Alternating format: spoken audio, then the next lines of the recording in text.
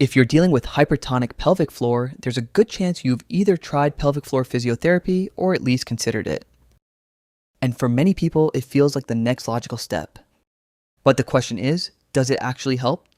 When the traditional medical system doesn't provide clear answers or lasting relief, most people start looking for other options. Sometimes they find pelvic floor physiotherapy themselves. Other times, they're referred directly by a doctor. Either way, it often becomes a next step after medication or basic medical testing. And to be fair, it does make sense. If you're experiencing pain, urgency, or discomfort in the pelvic area, it's natural to assume that something is physically wrong. Maybe the muscles are too tight. Maybe something is out of balance. Maybe it just needs to be treated like any other muscle issue. So approaching it from a structural point of view feels completely logical. Pelvic floor physiotherapy typically focuses on the muscles in and around the pelvis.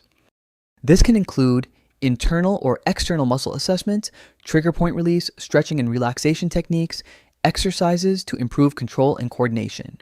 Some people also receive guidance on posture, breathing, and daily habits. For some, this approach can provide relief, especially if muscle tension is a major factor. But here's where things get more complicated. A lot of people end up spending months or even years doing physiotherapy. They go to regular sessions, they follow the exercises, they put in the effort. And yet, the results are often limited or temporary. That can be frustrating, especially when it feels like you're doing everything right.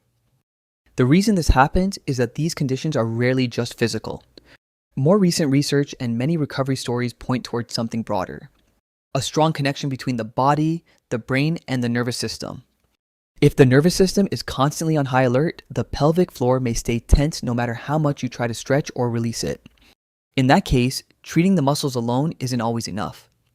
If you look at people who actually recover, there's a common pattern. Many of them make psychological shifts, change how they respond to symptoms, work on reducing fear and anxiety, use mind-body approaches alongside physical work. Some still include stretching or physiotherapy, but it's rarely the only piece. So pelvic floor physiotherapy isn't necessarily the wrong approach. But for many people, it's just one part of a much bigger picture. If you only focus on the physical side, you might miss what's actually driving the symptoms. I used to struggle with pelvic pain and constant urgency too. So I built Sanavita to help others recover.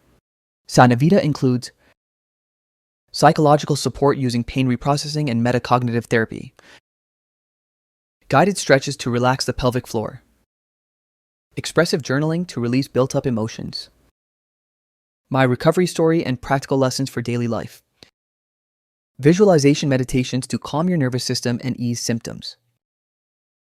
Track your symptoms, take assessments, and explore a full library of recovery resources. Download Sanavita today and start your recovery.